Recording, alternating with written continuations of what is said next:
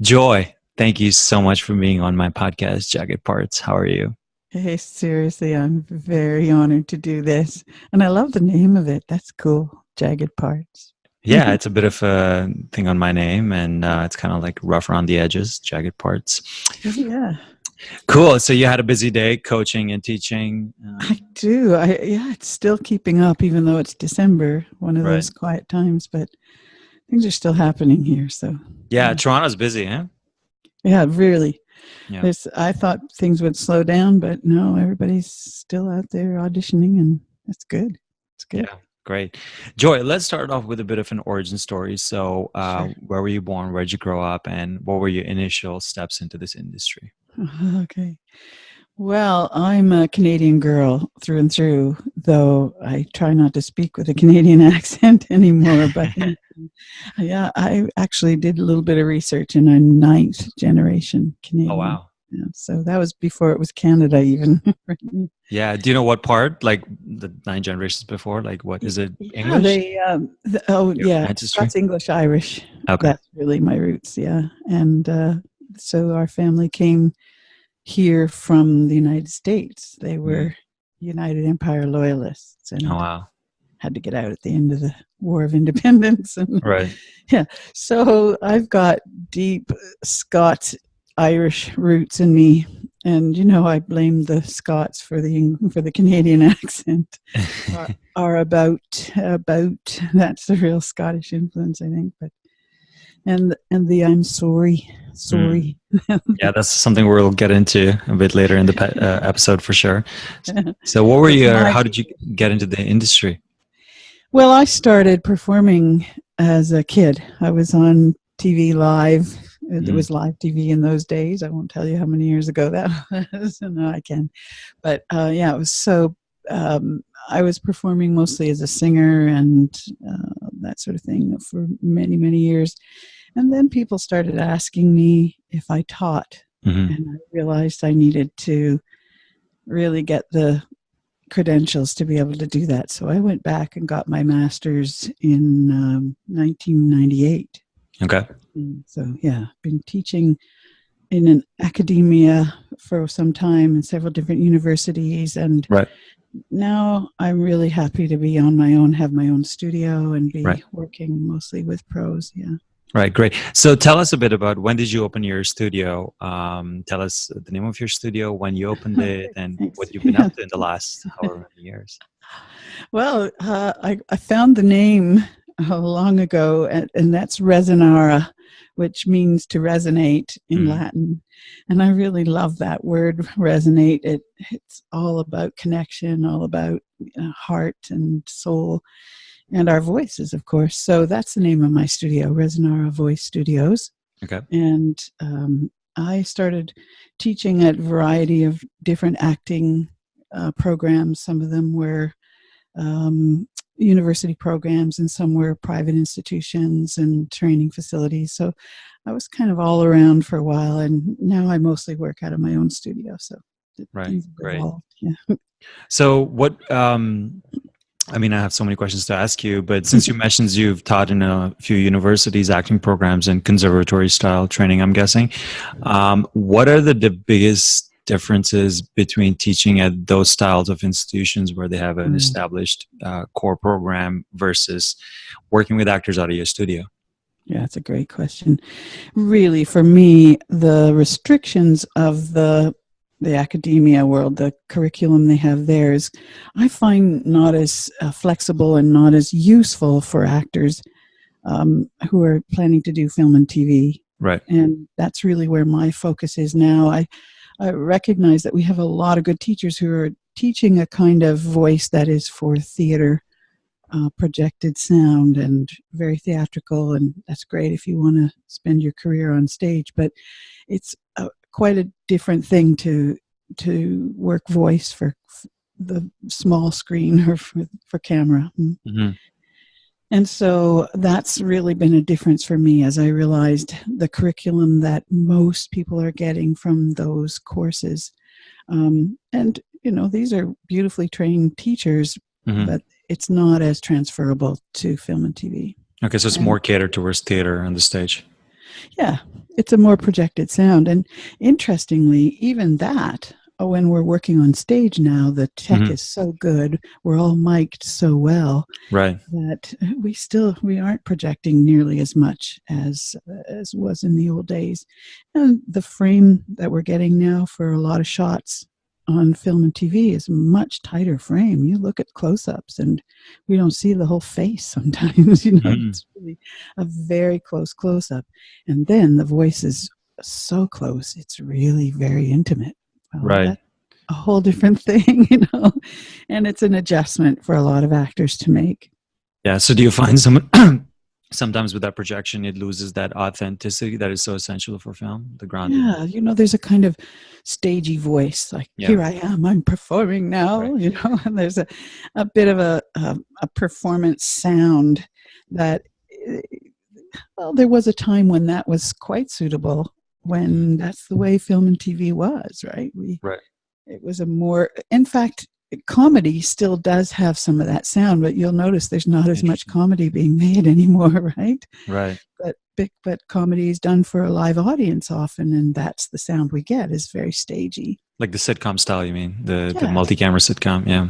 yeah. Yeah. And the There's not a whole ton of stationary those multi-camera. cameras mostly too, right? They're Right. moving around a lot. So Right. big wide frame, we see. And so my rule is, if we can see your whole body, we can hear your whole voice. Mm. And the tighter the close up, the more intimate the sound. And it just makes sense, doesn't Right. it? Wow, interesting. So I know in your studio and in your coaching with actors, you work with actors both in group settings and one-on-one to kind Yeah. of coach them through auditions, or if they're working for on-set material or classes as well. Mhm. So maybe I'd like to hear a bit more about, like, what is your class structure like, and what are some things you focus on? And I know you have dialect classes as well, which you delve Mhm. more into dialects. So Mhm. maybe talk a bit about your different class structures. Cool. Thanks. Yeah, so I used to do the 6 and 8 week course. And Mhm. just recently I've realized that what happens with actors who are busy, they miss some of that time. So they can't be there for all 6 of those weeks. Right. And if you miss a week of my class, it's not like, oh, well, next week I'll catch up. You've really missed essential stuff. So I've started doing more intensives. Okay. So a Saturday and a Saturday, or a Sunday and a Sunday, so that we Right. can really get what we need quickly. And Mhm. that's partly came from working on set with actors too, Mhm. realizing we don't have a lot of time. Right? Yeah. I don't have 6 weeks to get them this dialect. I Right. really just have this session and maybe a catch-up set, another warm-up sort of thing on set. But so it was really interesting for me to kind of boil down what I'm doing to really essential steps and see how quickly people can pick this stuff up. Right. So less and less detail and more organic stuff, Right. so that people are getting it in them faster. It's really cool. So Wow. here's something I think you'd be interested in. I've been looking at how we remap the brain, how we reprogram brain synapses, right? Mhm. And many of them are from early childhood. Many of them are from before we really even had language. Mhm. I've been watching my newborn grandson. He's almost 4 months now, and he's starting to learn speech sounds. And Mhm. the first ones, of course, are b, p, m, w, those ones. That's before he even has language. He has these sounds. Right. So I figure, let's go back to those sounds and see how each dialect has those. Oh, wow. Yeah. The early childhood sounds, and reprogram that for each dialect. And yeah, it's really interesting. More and more, I'm convinced that we can do anything we want with this brain of ours. Right.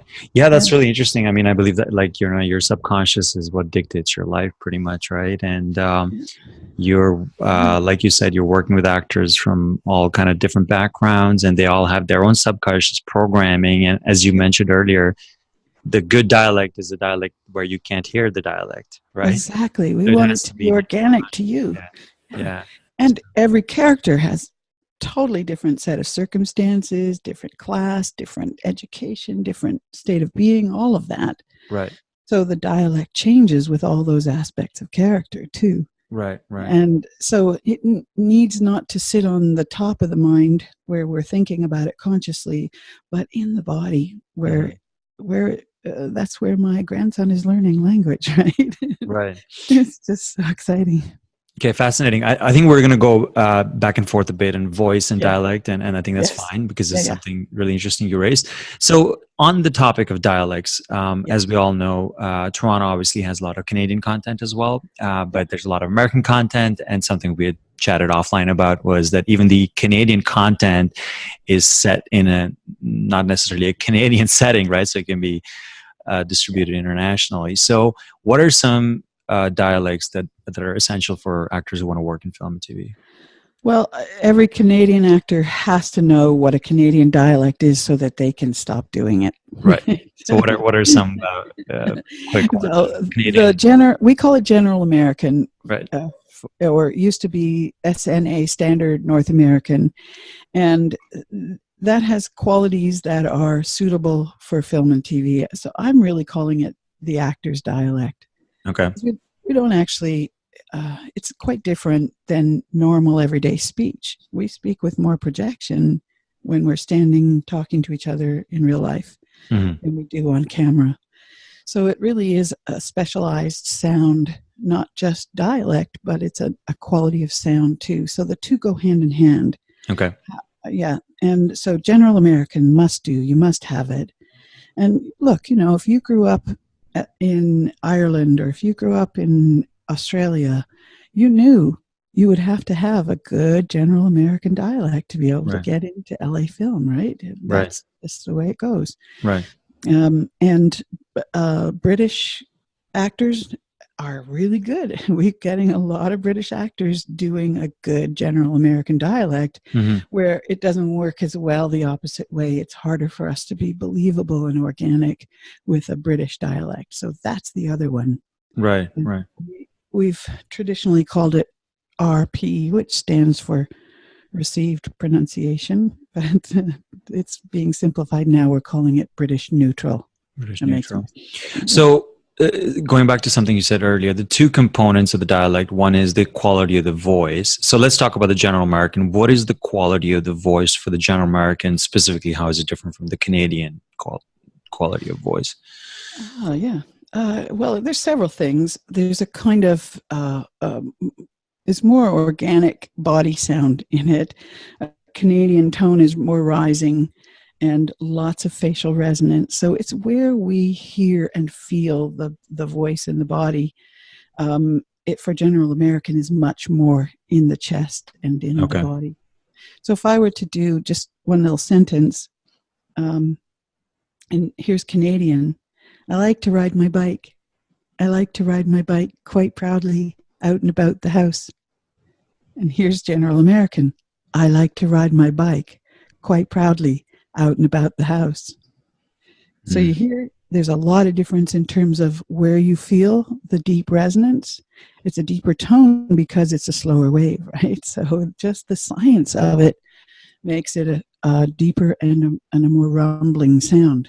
Right. So overall, it's more confident, just taking your time with what you're saying, not in a rush to get your words out because this character is not going to die. This character is going to be in it next week. Where that kind of rising inflection sounds a little bit more less in charge, less qualities of leadership, etc. Are more in the body. Right. So, it's really, there's a lot of subtlety around where we pitch the voice and how we use it. And we know how to do this naturally. We learn it in life. But then we actors have to know how to do it consciously in front of the camera, right? Right. So what are some ways, and I know this is basically part of what you teach as well, and it's hard to summarize that, but what are some ways you work with actors to get that resonance in the chest? Well, we do quite a few different exercises that let them discover where they're using the body as a vibrator, really, as a how do they amplify their voice? So we play with head, chest, and then a variety of different things, facial resonance, so that we can purposefully use our voices that way. Then it becomes a tool we can use. So it's not about just lower your voice. It's about play with where you want your voice to resonate, because that's where we're going to feel it. Right. So we do a bunch of different exercises that get them there so that they feel it more organically, that they can actually use it when they want to, whatever. It's a tool, right? Just being able to use the instrument in that way. Okay. Look, people learn differently, visually, auditory, or viscerally, or we call that kinesthetic. And I'll figure that out in the first session I have with someone. And in a class, I'll have a mixture of who does what. So there's some times that I'll give them a visual cue that really helps. Something like roll that vowel backwards in the mouth so it's spinning backwards rather than forward. That's a visual cue. And for some people that really works. I think your visual. Yes, 100%. That's the one that I still use. That's the one that when I took classes with you, I was like, that's the one I just always drilled myself. See? Yeah, I think I remember that. So, or there's feeling it, just really feeling it. And some people need to hear it and repeat it, hear it and repeat it. I see. And with those ones, I'm going to get them to record it themselves. Okay. So something that I'm doing a lot now is getting people to record before they do an exercise. And then after they finish that exercise, recording again to hear the difference. Right. Because I want them to be able to know themselves when they're doing what they're chosen to do, right? I'm not going to be there all the time. Yeah. So working with actors in film and TV in Toronto, so general Americans is basically just when they say, you have an audition, you should always just go in with a general American, right? Yeah. Actually, the breakdowns are actually coming out saying no Canadian accents, please. Right. And I think they've even kind of stopped saying, because everybody knows all the agents are onto it now. Even on Canadian shows. Yep. I'm going to stick my neck out. Yep. If it's comedy, that's different. Right. I think Canadian comedies can still have a Canadian accent, but it's not by accident. It's purposeful, right? Yep. It's a deliberate choice. But and commercials, of course, local commercials, because they're appealing to a Canadian clientele, so they don't mind if their actors have a Canadian accent on a local commercial. But if it's international, no way. Right. So you recommend actors just in general just speak day to day in general American, or develop that as a part of it? Make it your new normal. Make it your default. And I think anybody who has done that in my practice will tell you it's changed their life in a positive way. Change relationships, change their status. It's really given them a different feeling about themselves too. Yeah. So I think there's something about the general American dialect that has more groundedness. More qualities of leadership and ownership and confidence, all that. Yeah. Cool. So what's that? So why not? Why not? So what are some other dialects? So maybe specific American dialects that you see are relevant in the Toronto market and other dialects? God, there's so many. Anything that's that's being made about American history, for instance, we want to be able to research and find the dialects that are being done there. I think everybody should have a general New York sound in their pocket. I think a Southern dialect or two or three, preferably not Texan, although everybody does. Preferably not, which one? Texan. Oh, not a Texan? Well, if it's made about Texas, then do it. But otherwise, we get Matthew McConaughey doing everything. Okay, guys coming to me. That's so true. They sound just like him. I'm like, just that. Like, I have 3 actors in my head already who are Matthew McConaughey wannabes. Sorry, yes. So, and it's really interesting to do the research. Whether you're country or whether you're city, whether you're educated, or those change. That all changes dialect too. So if you're an African American actor or North American, you need to have some of those dialects in your pocket too, which are different again and lots of fun to explore. Some of them are historic too, and that's kind of cool to look at the plantation sound, and that's something. So it really depends on your ethnicity. Right. If we can look at you and say that guy looks like he comes from here, yeah. If they could cast you for a guy who comes from somewhere, then you need to sound like that. Mm-hmm. So if you have a Middle Eastern look, let's pick up some Arabic sounds or the Middle East. Yes, a little bit of that. A little bit. I bet you do. That's interesting you say that. So go ahead. I think pretty soon we're going to see some really nice stuff coming about India and Pakistan too. Right. Now we've been avoiding it because Bollywood is such a whole scene by itself. Mm-hmm. But I think there are going to be some beautiful films coming out now about that part of the world. Mm-hmm. And we'll hear those accents, but they're going to have to be really done in a way that our audience can understand them. Yeah. So it's never just the accent itself, but a modified version of it that audiences can get. And so, Eastern European, there are tons of stuff coming out about that part of the world. Mm-hmm. So Croatian and Russian and Czech, that sound is a good one to have. The Czech dialect is really, sorry, that's my phone making that noise. It's all good. So picking up some of those and having them ready. Yeah. Rather than waiting until you've got the pressure of a job. Right. Or an audition. Right. So based on kind of what you think you would go for, have a few of those in your back pocket, right? So yeah. So, and if you don't have a course that you can take, and I do have one where everybody gets to choose the dialect they want to work, mm-hmm. and we work that for 3 sessions, and then we record. Mm-hmm. And that's another one of those quickies that we can get something you've got recorded, even if it's not for advertising, it's not being put out on the internet, you can send it to your agent just so that they get a chance to hear you doing something, right? Mm. And you can hear it yourself. It's in your catalog. So yeah, right. Having that kind of stuff. Finding the script for it. It takes time, right? You have to go find scripts for all this stuff. Mm-hmm. So doing that. One of the things I suggest to people, because there's tons of things on YouTube that I think are less helpful than they could be. Mm. And so people will ask me, what do you see on YouTube that's helpful? Well, it's hit and miss. A lot of stuff isn't going to give you too much help. But what I will suggest is listen to people who come from that part of the world, politicians, athletes being interviewed. Mm-hmm. Then you get to hear the sound of it, the rhythms, imitate them, listen to them, repeat what they're saying, and try it in your own mouth. Right? So that's one of the best ways to learn a dialect is to listen to somebody who comes from there. Mm-hmm. Okay.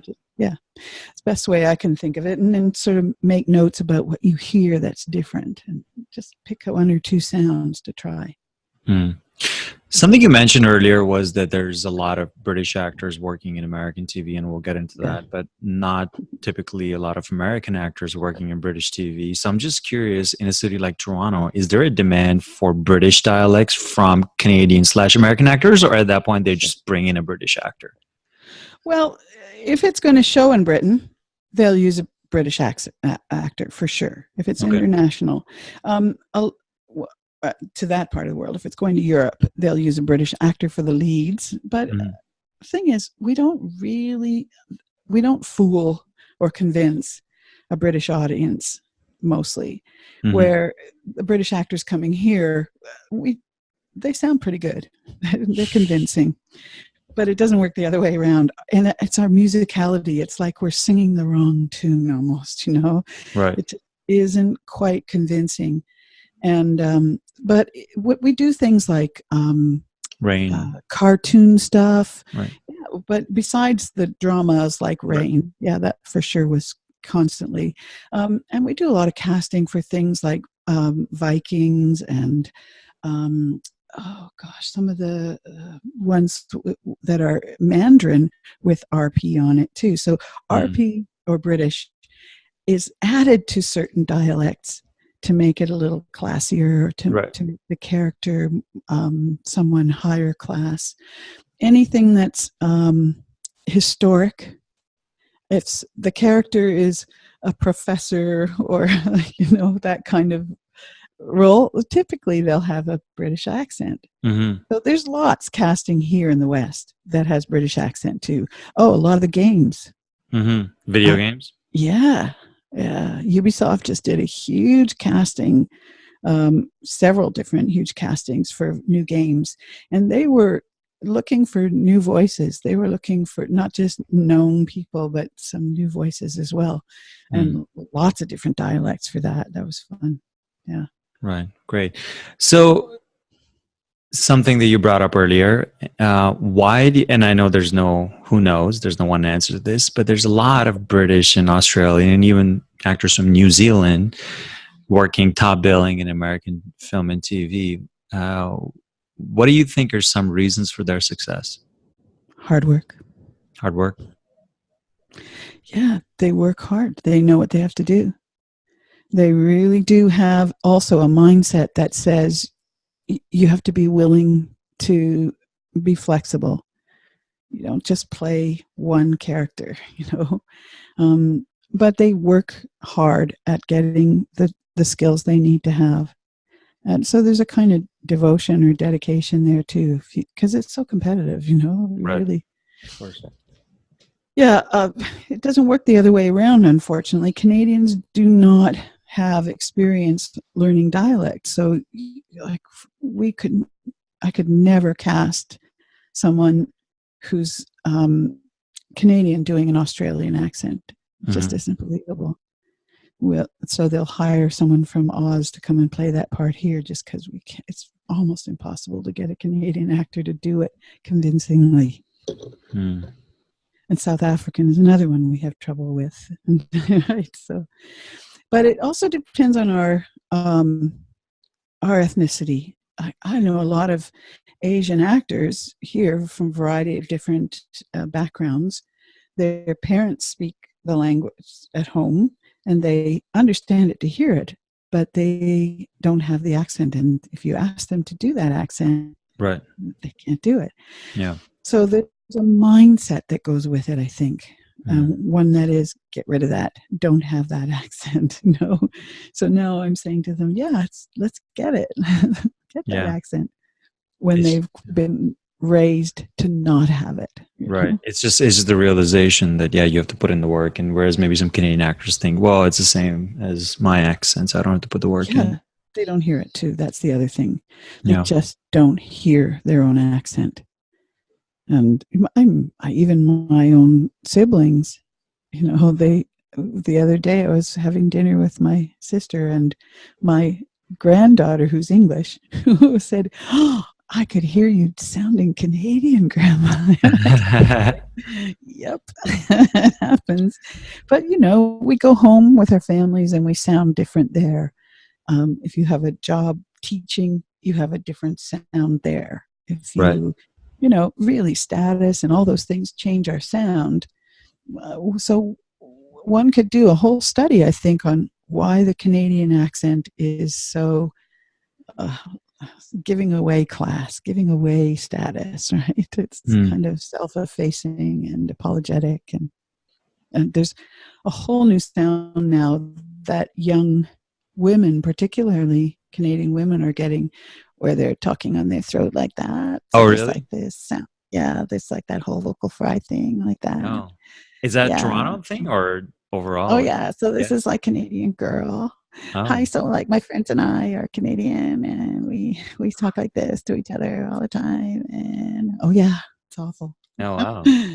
And they do that in front of the camera. Just women or men as well? Like guys as well? Well, guys aren't doing it quite as much. So what's that about? I don't know. Status, entitlement, I don't know.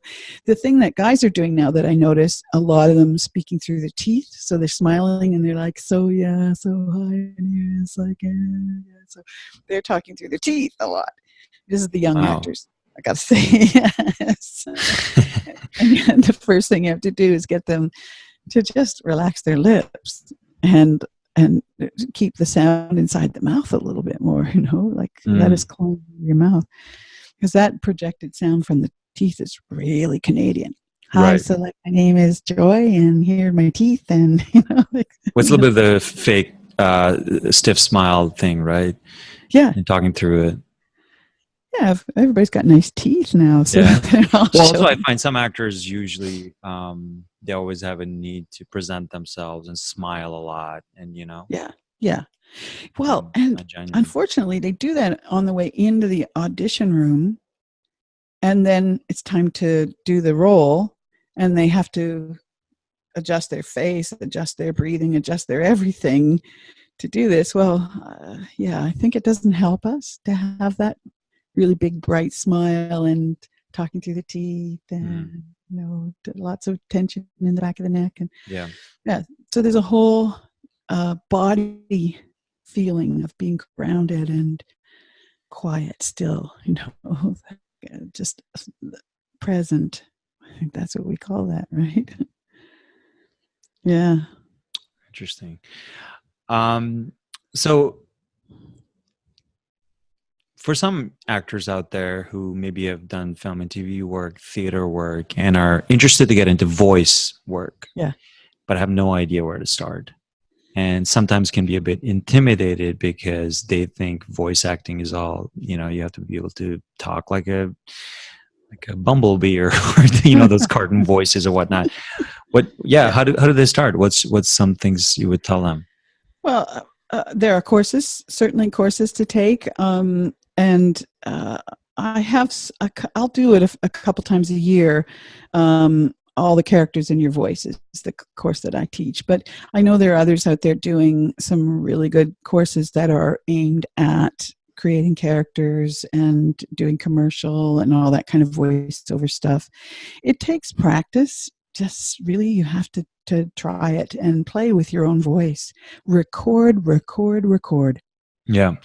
Every actor needs to have this set up. The one you've got there is gorgeous, and we can do it fairly inexpensively now too. It doesn't have to be rebuilding your whole house, and that I think every actor needs to be able to record themselves, hear themselves, and try a whole variety of different sounds and things. So character voice is really just an extension of what we've been talking about with dialect, is having the courage and the openness to try different sounds.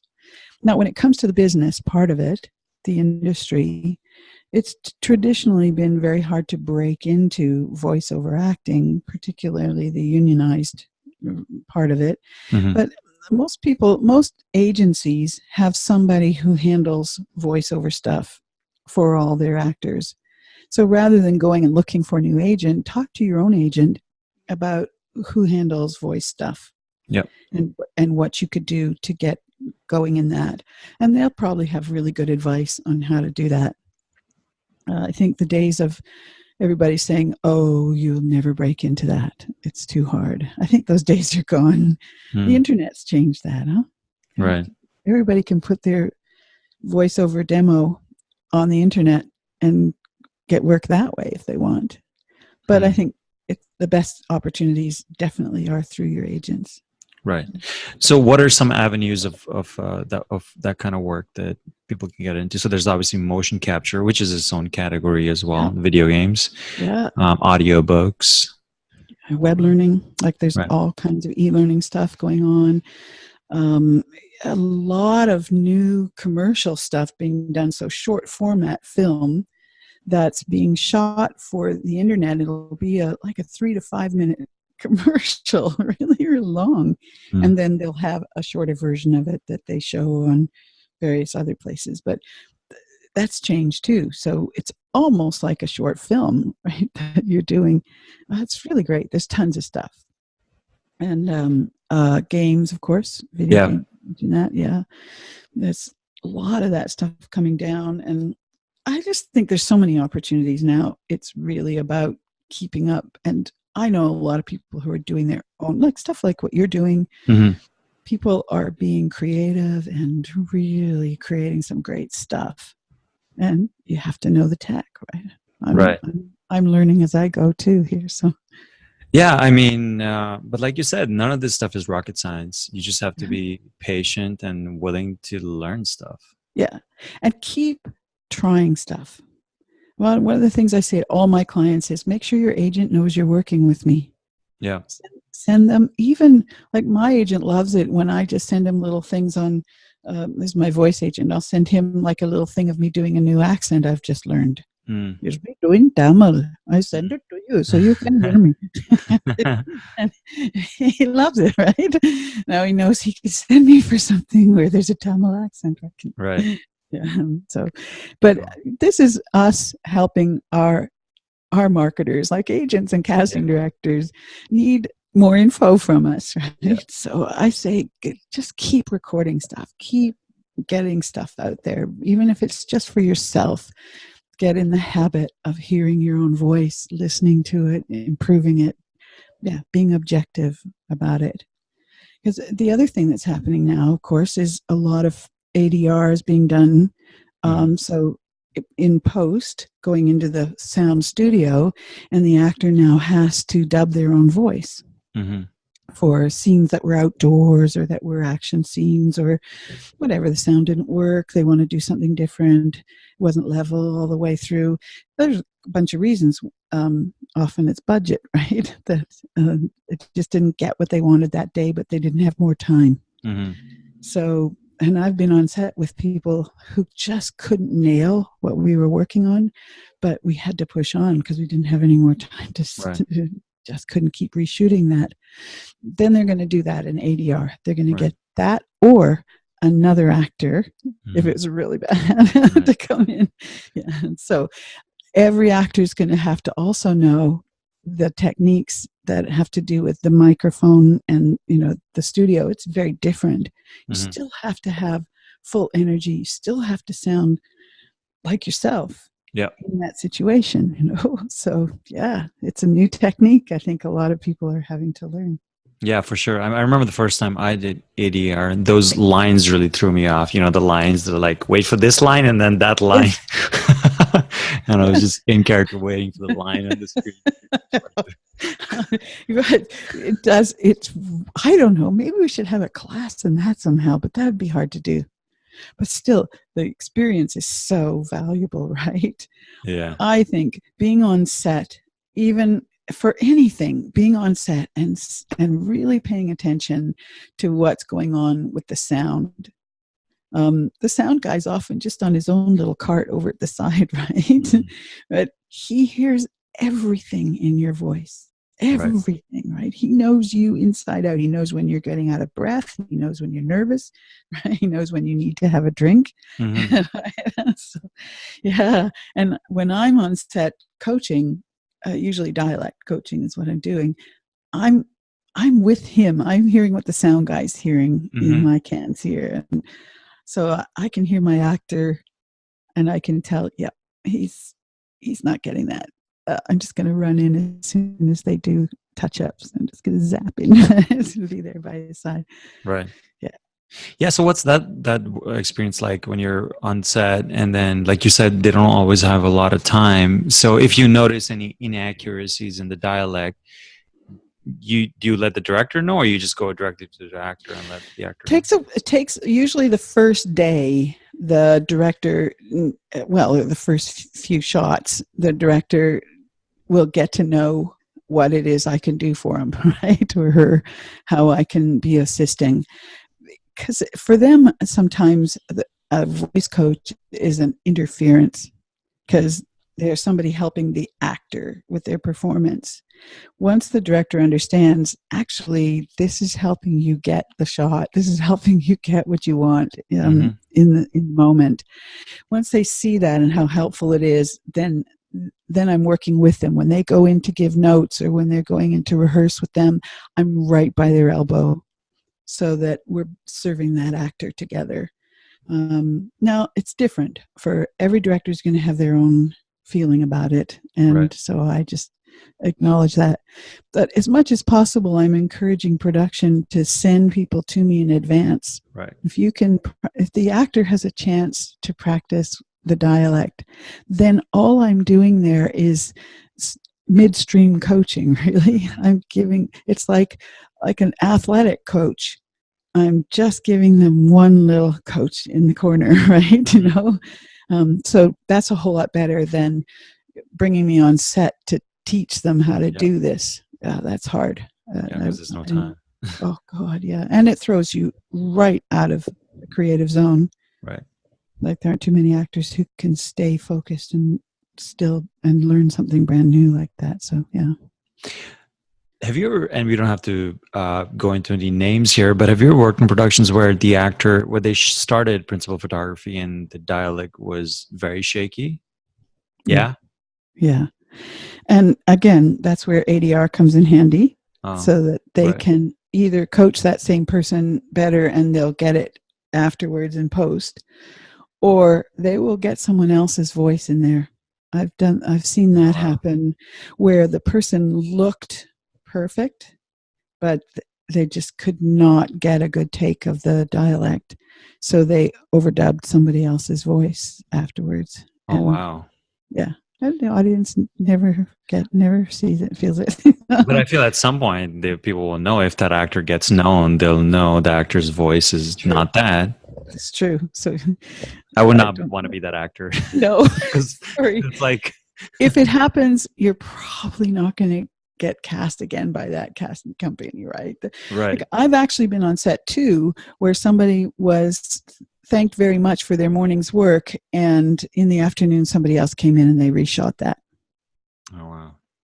They're very polite about it, though. They'll send you home after lunch. They'll feed you lunch and send you home. No, it's interesting to me how they're not going to really make a big fuss about it on set. In fact, you may think you got it all in the can, and go to see the movie afterwards and go, oh, that was supposed to be me. Wow. So that doesn't happen to somebody who's a big name, of course. But still, this is that person has not done the work that needed to be done, or they were poorly cast. Right. One or the other. So, but now more than ever, and I'm sure you've run into this too, where a casting director has just said, you know what, forget the dialect. Mm-hmm. Let's just see you act. Yep. And that's always my advice too, is don't let the dialect obscure your acting. Right. No, if you don't have the dialect perfectly, forget it. Just give us this person beautifully, Be yourself. And look, I researched for years ago. I researched Irish dialects, and I was listening to so many of them. And the Member of Parliament for Northern Ireland sounded mostly British, but you could just hear a little bit on his L and his R, that little bit of R. And I went, oh, that's it. That's all it needs sometimes. It's just a little bit of that sound. Doesn't have to be full on every word perfectly in that dialect for us to get. Oh, yeah. So, for instance, for me to do Tamil, I know I'm not perfect, but I've got the sounds that will convince you. Right. If I say, oh, how are you today? Today, right? I get that sound. I can sound pretty general American, except for that little bit of sound like that. Right. I'm so happy to see you. And I have to do that with my head, right? But there's sometimes just little tells that's all we have to learn, right, to convince the audience that that person's from there, right? So that's something I'll say to somebody. If you don't have time to make every single word perfect, just learn the keys. What are the essential sounds? And we did this when you were working with me. What are the key sounds here? The ones, the must-haves. And if you only get those, and I think I told you this story. I was working with a couple Russian actors who needed to get rid of that dialect. That's what they were told, get rid of your dialect. And it was so hard for them to lose particular sounds that Right. they just stuck those sounds. Then the next year, I had somebody come to me who had to learn a, a Russian dialect. And I realized, okay, I'm starting with those sounds that the others couldn't Of get rid course. of. Right? Of course. So, Well, yeah, it's that subconscious wiring. It's yeah, very hard to get rid of that. yeah. So start with those. If you only get those sounds, then we can believe that you're Russian, right? Yeah. So yeah. So that's really another way of quickly getting a dialect is to learn the keys, and the rest will come in the rhythms and the musicality as you practice it. But yeah, what doesn't go away when somebody comes from there? What is it that sticks around? Those I call Mhm. key, right? The tells. Right. So let's say an actor gets an audition and, they have, what's it called now? Neutral British? Yes, British neutral. We're saying now. British neutral. So they have Yeah. British neutral RP. on the AP on their resume because they took the Yes. course with you 3 years ago and they haven't really worked on it. Uh, and then they get an audition that says, hey, British dialect required because it's on your resume. Yes. What should the actor do?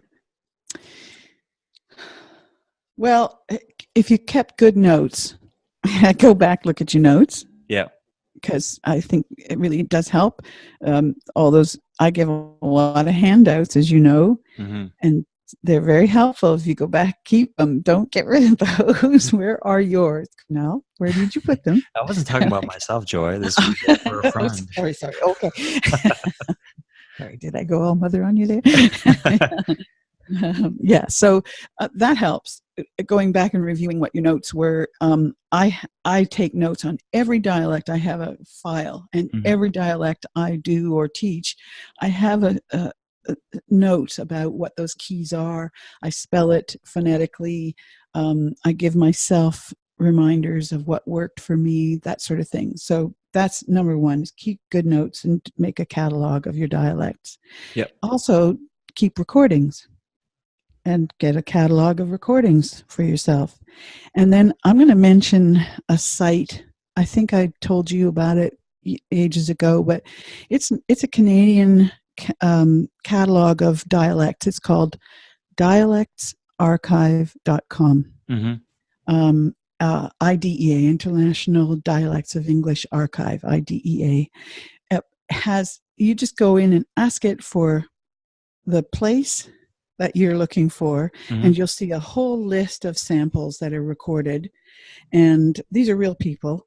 And they're reading a standardized paragraph, and then they talk about themselves, so you actually get to hear them sounding more natural.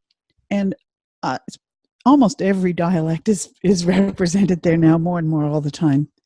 So that's a great tool too, is to go, if you are auditory particularly, to listen to those dialects. So yeah, I think it's really practice. But also, if you're just not feeling, let's say you have very limited time and you're just not feeling very comfortable with it. And let's say it's not an example of a dialect that you've learned in the past, maybe one that was just asked of you. Is it, like you mentioned, better just to be honest to say, listen, this dialect, I'm not very comfortable with it. Can I just do it in general? Talk to your agent for sure. Don't make these decisions yourself. Talk to your agent. And most times your agent will say, don't worry about the dialect. Give them your best performance. Let them see you in this role. Even if it's just one little sound that you have. Okay. And like you've got for Arabic, I hear that R rolling on. That's beautiful. That's the only, we can believe you're Arabic if you do that, right? Because I practiced it a lot, because I auditioned with it a lot. Of course, yes. Yeah. And you get to know pretty quickly what you're going to be asked to do. Right. And so, yeah, listen, practice. Yeah, for sure. And have a conversation in it, Don't just rely on text. Have a conversation in that dialect. That's what we do as children, I think we forget how children learn dialects is they play with it. They do it in front of the mirror. They lie there in bed at night doing it, right? Yeah, it's interesting. A couple of years ago, I had a pretty big audition for American Gods, the Stars show in Toronto, and they wanted a Middle Eastern accent. And I was Yeah. like, instead of driving, I'm gonna take an Uber. I'm just gonna be in character the whole time. So I had an accent the whole time with my Uber driver, and he was like, "So where are you from? Like Lebanon or where?" You know, like. So I was so confident going into the Nailed audition. it. I'm like, I fooled the Uber driver. He thought I was like That's Lebanese or really something. good. So it just was a Really natural confidence builder. good. Yeah, that's it. And it is courage, Yeah. right? And so stepping out past our own boundaries, if you've only practiced sitting on your bed at home, as soon as you're under pressure, as soon as you've got an audience, it changes the whole, Yeah. everything. The stakes are different and your body's different. You're suddenly, you can't remember anything. You can't breathe. You can't, right? So we have to exercise it. We have to. And that's why I love this. We can record it, listen to it, record it, and play it back to ourselves the next day even. One of the things I say to people, if they're not familiar with the sound of their voice, is to record it everywhere, to go in the closet and hear just use your phone. The phone's fine. Record it in an enclosed space, record it outdoors, record it in a hallway that's really echoey, record it everywhere so that you know your voice so well. You got to be an expert in your voice. Right. Right. And without judgment, because a lot of people hear their voice and go, oof, God, I don't want to hear that. Right. It's shocking sometimes to hear your own voice. Well, you've recorded yourself enough now that you're familiar with it. Yeah. You know what it sounds like. Yeah, and you become objective about it, right? It's not personal. You just find, oh, I gotta fix this. Like you're acting. You watch yourself and you're like, okay, I gotta fix this. I gotta fix that. Exactly. So so it's not full of all the heebie-jeebies of, oh, I don't know if I'm doing this dialect right, or right. Can you convince yourself, right? So listening, imitating, practicing. There's no other way, really. You can get somebody to say, try this and do this. And that's what I do. I'm the coach, right? I get to say, try rolling that this way, or try doing this with your tongue, or try, all the different tricks to get those sounds. But in the end, you have to practice it, right?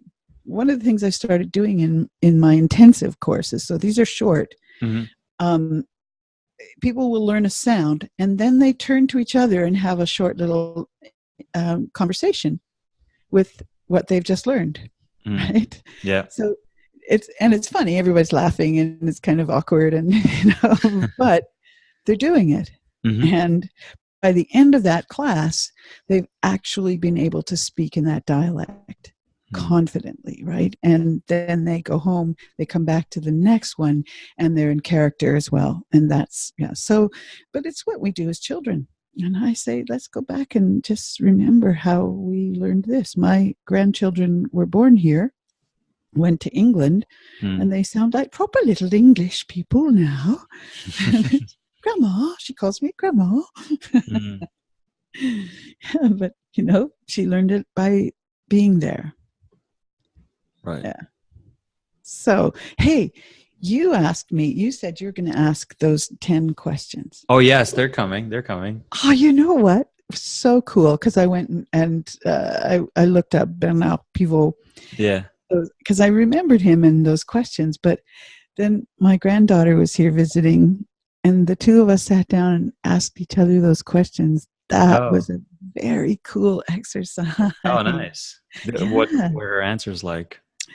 Really revealing, this is a 20-year-old young woman who's really thinking about things, and it was wonderful to hear these insights. It tells you a fair amount about a person. It does. Yeah. But I wanted to spring them on you when you weren't expecting it. So okay, I'll pretend. They'll come. I'll pretend. Cool. So yeah. What else is going on in the Toronto market? I'm just kind of curious. What are you seeing? Not just voice, film, TV. Well, there's a difference between, I'm noticing a difference between auditions for roles in film and TV and short format or commercial. Okay. so the kind of characters that are being written for um, TV series and film are much more realistic and rich, and they want dialect. They really do want accuracy in the dialect. Mm-hmm. And commercials tend to be more characters or archetypal or even stereotypical characters. And then they want something that is more the ordinary person, the everyday person. And right, so they're not looking as much for real natural dialects. They're looking for caricatures. So there's quite a difference, I find, in the way people are preparing for those two different worlds. Mm-hmm. Oh, there's such great stuff, though. Anything that's an episodic TV series. And, you know, some of the great ones like Vikings and Game of Thrones, all of those. And a lot of them, Vikings cast here in Toronto. Huh? Right. And they had their own dialect. That was what dialect do they request on that show? Well, it's kind of Nordic, but it also has a bit of British on it. Oh, so yeah, I've coached a few people who are in it. It's good, yeah. But it really is its own dialect. Same with Game of Thrones. They have several original type of dialects, and so they really kind of invented the dialect for the show. Yeah. So how do you the language Dothraki is in the Game of Thrones, you know, is a whole made up language. So it's So let's say you're coaching an actor going up for Vikings. So you're obviously quite familiar with Vikings now. You know what their dialect is. I had to research. I really exactly. Yeah.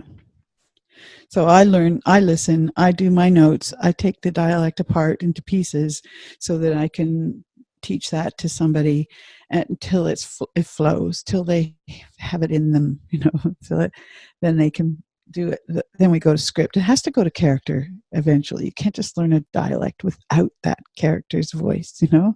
Right. So then we go to text and play with that with the dialect, let it find its way more organically. Yeah. What if it's a new show where that world doesn't exist yet? Then how do you know what it is? Really, they're probably not going to ask you for a dialect. Okay. If they have a particular dialect that they want for the audition, then you prepare that. Okay. Otherwise, if they're going to have their own, they're going to probably have a coach teaching you this dialect, working on it with you. I see. I just coached somebody for a film that's coming up, and they're doing a Canadian accent. So they asked for a Canadian accent? Yeah, the characters are Canadian, but they're kind of, it's a very specific region down near Detroit, near Sarnia, that area, and very country, sort of rural Ontario sound. Is it Letterkenny? Are you talking about Letterkenny? No. Because that's a different one too, right? Yeah. Yes, exactly. Letterkenny has its own sound too, right? That's comedy again, right? So there. No, this is a real, it's quite a beautiful drama about a mother and daughter. And so I can't probably say more about it than that. But it was interesting to coach a Canadian dialect in a way that would be believable, but not spoiling the character's sound, right? And not taking away the qualities that were this actress had beautiful sound to her voice. And I'm like, okay, so now we're going to get you to do a little more facial resonance on this. It was like, this is awful. I can't do that. But it was interesting to see how she adapted that in her body, right? Yeah. She didn't lose any status, trust me. It's great. So even a dialect. Well, and look at this. Years ago, in my lifetime, we would not have heard actors doing a German accent for a good character, a lead character. If it was the wicked, the villain, yes, he could have a German accent. But the good characters had British accents. Right. If they were German, right? Because the world was not ready yet, the Western world, right? So there's prejudices about dialects too. Certain dialects that the Western world doesn't hear very well, as most of the South Asian dialects are like that. a full-on, like the south of India, the stronger dialects, Yes. Western ear just goes, I don't know, right? Right. So we have to do a modified version of those dialects to Right. make it. But our audiences are getting more and more accustomed to it. Right. I mean, Someone like, sorry, yeah, go ahead. so I was going to say someone like Christoph Waltz Right. was brought back the good guy with the Yeah. dialect, right? So it's changing. Right. Audiences change their tastes. Yeah, because the world changes very fast. I mean, yeah, these countries, cultures, they change. yeah. So that's kind of cool too. To look at patterns as they're changing. You ask, what's going on. Well, every breakdown comes out is a surprise. There's lots of new stuff, and so yeah. I think overall, just the OTT world of content has changed a lot of this too. Like just Netflix and streaming, right? Yeah.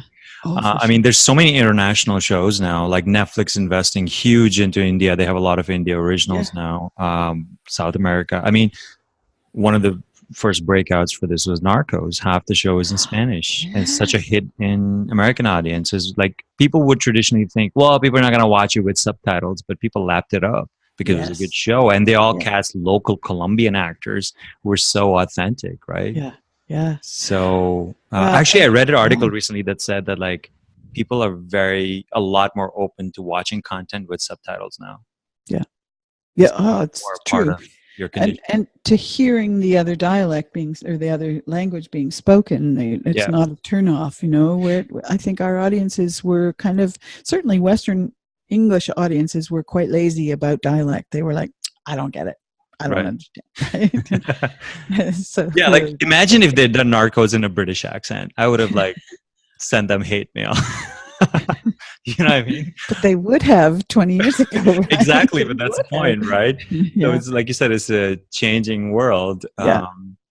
Which is like one of my biggest beefs with that film, Slumdog Millionaire, is like that kid is like a slum dweller from Mumbai and he has a British accent. I'm like, are you serious? It took me right out of the film right away. Yeah, but see, if he did a full-on, street dialect. No, not English. I mean, I think the world we live in now, he would have done it in Hindi with subtitles, which would be authentic. Yes. Same as Narcos. They're speaking Spanish because they're in Colombia. They don't need to have a British accent, and the audience is accepting of it. Yeah, I worked with Priyanka Bose, who was I know her. Mother in Lion. Yeah, quite a while. We worked together a lot actually, and she modifies her Indian dialects for everything she does, right? She can sound really full on street because she's quite dark too, right? And so she gets to play some rough characters, and then she gets to play the beautiful one and the elegant lady, right? And she changes her. It's really interesting to see how class and status and all that still affects dialect there, right? Of course. Yeah. I just think it's a very fast changing world. And I think these days audience has no appetite for inauthentic storytelling, right? So if it's set in like Medellin, Colombia, they want someone who speaks Spanish. Yeah. Oh, you'll be interested in this. I coached a commercial for Comcast in the States, and they're doing a whole big push on, what do you call it? A virtual reality. So it's the high-speed internet stuff that will support virtual reality stuff. So they're doing a big push on this, and they were targeting particularly the Hispanic audience in Southern California and in Mexico. So the client for this commercial, and it was going to be quite a long commercial, the client was from Mexico and from LA. Okay. And so we had 4 different Spanish speakers there listening to me coaching these actors, really being vigilant about how that dialect sounded. And one of the actors that they hired was Uruguayan, and his accent was quite different. Right. So even when he was speaking Spanish, I had to coach him in the dialect for Spanish. It was Right. very Yeah, because the interesting. different Spanish speakers have different dialects too, right? Yeah, Spanish, and they Uruguayan to really Mexican wanted too. that particular dialect. So, and Yeah. you can imagine there's so much money invested in this. They're all sitting there listening to every little thing I say. Right. The pressure was on. Wow. It's an That was exciting world that we live in it now, right? Because of really, technology. isn't it? I know. Every day I'm learning something more. Every day I'm excited more about this. It's really awesome. Yeah, that's great. Joy, Yes, darling. I'd love to hear about some of your unique challenges that you've had over your extensive career that you've taken the time to reflect on and have that Hmm. really led to Yeah. exponential growth. Yeah, I've given a little thought to it because, I kind of roll with challenges. Mm-hmm. Um, my grandma used to say, "Why is this happening for me? Not why is this happening to me?" To me. Oh, that's yeah. Yeah. Yeah. And I usually do find that the more challenging a situation, the better the lessons are. The Right. richer the lessons are. But yeah, one of the things I've realized is if I stay on path, if I'm really focused on what my path is, I don't get lost in the drama. Those challenges flow. I'll get them. I'll figure it out. I go research. I work on it. Mm-hmm. One of the biggest challenges I find is that people don't know why they need a voice coach. That I it's not agree. as understandable. Yeah, people know they need an acting coach. They're clear about that, right? If you're an athlete, you need a coach for the sport you're doing. But people's attitude about voice coaching right now, I think, is largely that it's remedial. If you have a problem, you go to a voice coach Mm-hmm. to fix your problem, not how can you use this to make your world bigger and to expand your hit, expand all your catalog of abilities. Yeah, Yeah. so that's a challenge. I agree. Could not agree with you more there. As I had mentioned to you offline, I had a chat with a dialect coach who lives in Vancouver, and Yes. he consistently works on all the sets here. And he told me that it's something that comes up all the time with producers. They're like, it doesn't sound American. Yeah. So that will just cast you right out. And I mean, even working on the shows here, because Vancouver is so close to LA, like when I did The Yeah. Flash, I was the only Vancouver actor there. Someone who had a smaller part from me flew in from Los Angeles Wow. for a day. Yeah. Yeah. Well, they're just not going to risk it because, so here's the sad thing. That it seems to be something about the Canadian accent that's a turnoff for our audiences. It's not just a distraction, it's actually a turnoff. And why is that? I'm really looking at that. Listen, I have a mission that every Canadian actor would understand what their dialect is and what the desired dialect is. Mm-hmm. How to shift to that quality that we want. And if we could stop calling it General American, because Yeah. it sounds like it's a U.S. dialect. It isn't. It's the actor's dialect. It's Right. how we need to sound to be fully present, to be touching our audiences the way we want to. And it's not a U.S. dialect. Nobody speaks like that anywhere in the U.S. Mm-hmm. This is the actor's dialect. I'm on a mission to change that. I like that.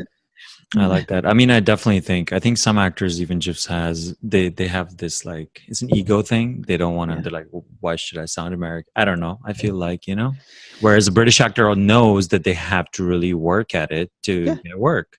Well, and what they don't get too is every place like in Toronto, there's an accent. I hear one down in London, Ontario. There's a Vancouver accent. Right. All over Canada, there are pockets of different dialects.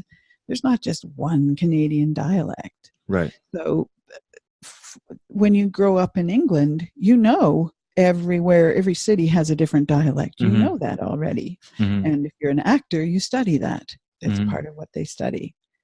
But here we haven't really talked about it. We haven't really, we teach theatrical voice. Right. We don't, yeah. So it's a changing world, and I think what has to change is the way voice coaches are working. Right. And so, yeah, they will. They'll catch up. Cool. Any upcoming projects that you'd like to talk about? Any exciting developments within your studio or anything that you'd like to Yeah, touch on? thanks for asking. Well, this is kind of cool to do this because it's getting me ready to do. I'm doing a webcast series Cool. in the new year. Nice. Yeah, because all those handouts that I've created, and I give them to everybody as a workbook. Well, enough people have started saying to me, "Why don't you just publish this as a book?" Mm-hmm. And I thought, yeah, but it's just research there. It's just, you need me with it Mm-hmm. to explain these things. It's just a workbook. So we're doing the webcast. The book goes with it. It's the workbook that goes with the webcast. Each chapter will be on a different aspect of voice. So how you warm up, how you get that quality of body resonance, all those things. Mm-hmm. And I'm doing each chapter with a specialist, a guest collaborator. Oh, cool. So I'm very excited about it. It's going to be fantastic. It's really stretching for me because I'm going to have to learn a lot about this. Right. Do you have an expected release date for the webcast? Not yet. Not yet. Okay. Not yet. Still in pre-production, but so yeah. But it's helpful to do this just so I have an idea of great. So, but actors will be able to find it on your website, right? So if they just check your it's website, going to be linked to the website. It'll be a subscription series. Which is, let's just let our listeners know. Oh, thank you. So my name, Yep. Joy Juckes, which has a C in it, JUCKES.com. And so there will be very shortly this month, we'll have some info about that. And new courses for January. The round one will be, I think they're already posted there now, and people will be able to sign up for those. Yeah, I'm kind of excited about the intensives because they're short and people get the dialect quickly, and so I'm really happy about this. See how it goes. Yeah. Very so cool. The web series, I think it'll be subscription, so you can either just buy what you like or the whole thing. Right? Cool. And buy the whole thing. It's worth it. I've studied with Joy. I can tell you that. That's awesome. Joy, I'm going to throw the Bernard Pivot questionnaire at you. These are going to be off the top of my head because I don't have the questions in front of me. Joy, what is your favorite word? It's got to be resonance. That's a good one. It is. What's that? It is the best word. It's full of everything, right? It's about everything, that word. It's about how we connect. It's about our voices. It's about our hearts. It's about ideas. It's everything we use. It's the perfect word. Least favorite word? Should. Why? It always carries with it judgment. It's always about what you're doing is wrong and you should be doing something else. Right. That's interesting. So what is there a word you use in substitution of that word? Could. Instead of I should. And you know what? Actors do this more than anybody else. Oh God, I should do this. Oh, I should have to. Oh, I should. Beat themselves up.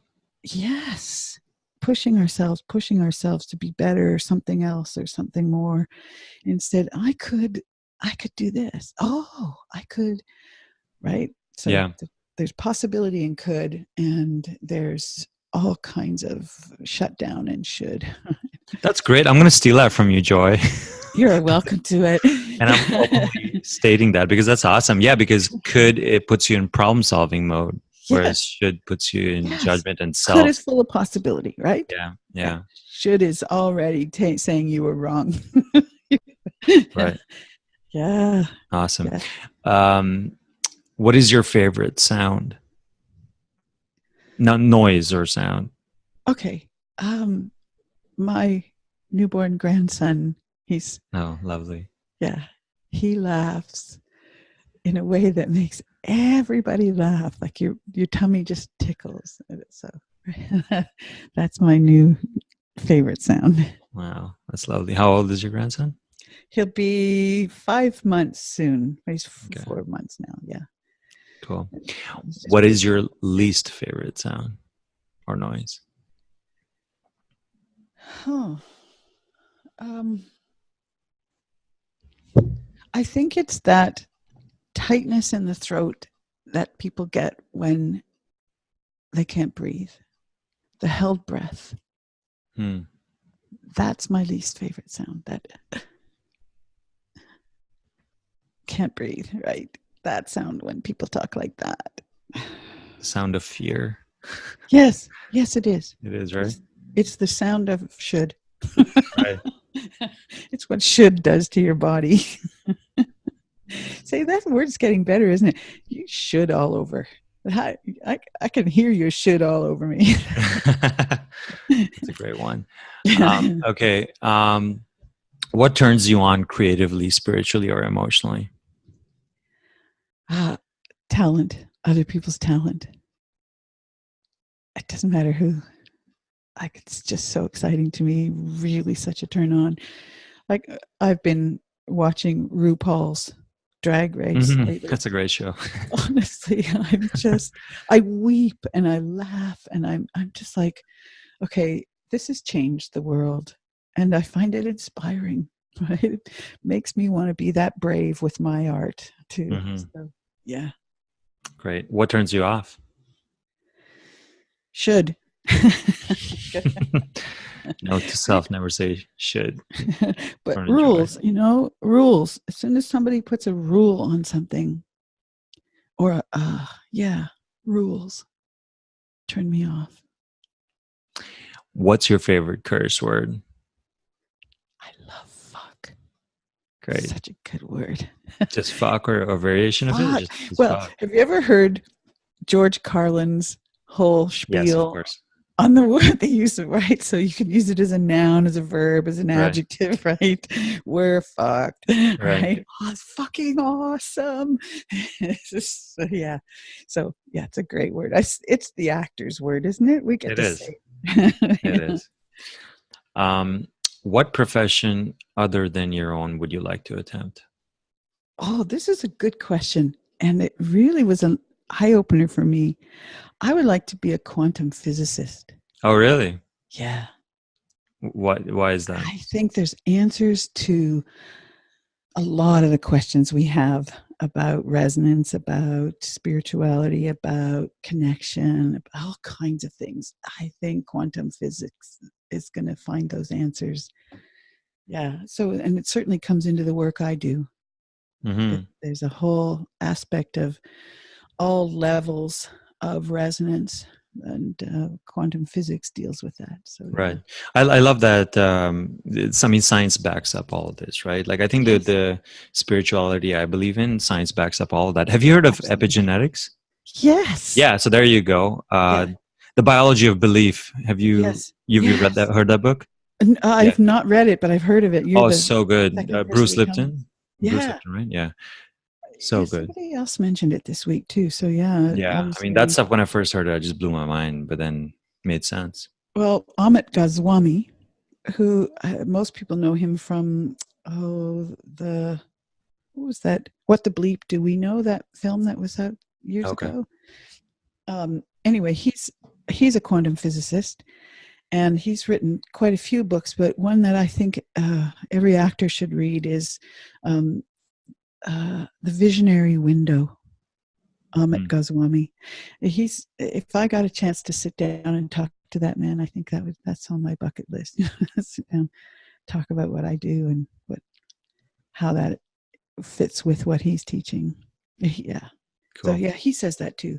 Quantum physics will explain spirituality.